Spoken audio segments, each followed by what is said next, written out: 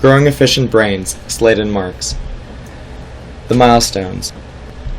Week 1, I wanted to put a structure under evolutionary control. That meant growing new neurons, synapses, and changing the network over time. Week 2, I wanted to sync the network with Bullet. That meant translating the network into data files, making the different neurons have specific types like sensor, hitter, or motor, and finally putting those neurons into Bullet. Then, for the last week, I wanted to include multi-objectivization, and that meant altering the fitness so that it prunes down big networks into smaller ones while not sacrificing movement. So how did I do this? I start with a sensor network of only sensors and motors. Every time step, there's a chance to grow a new neuron, prune old ones, etc. After a set number of time steps, I put this network into a robot for testing. The fitness it returns is the distance traveled minus the total neurons times a multiple weight, usually a percent, then minus total synapses times the same weight. I ran an experiment to compare multi-objectivization to non-multi.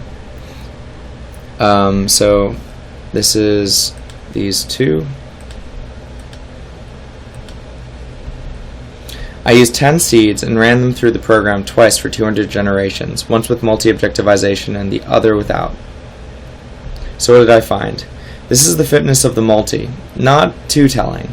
But here's the displacement of the multi with the displacement of the non-multi. As you can see, they're very close, with the displacement of the non-multi being just a little higher. It barely wins out.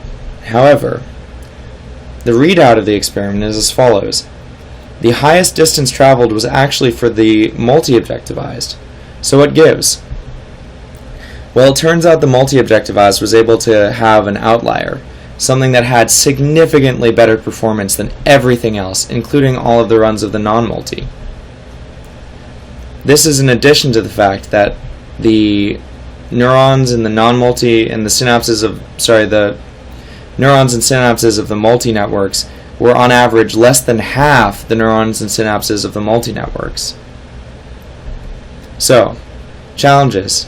One of the biggest challenges was experimentation, figuring out how to get all that data and using tweaking variables. Next was creating meaningful graphics, and the last was C++, which is a beast in of itself. As for what's next, I think I want to look into application, but really I want to expand on these ideas, such as changing the multiweight to go over time, have the distance traveled be average, add different neuron types like CPGs, etc.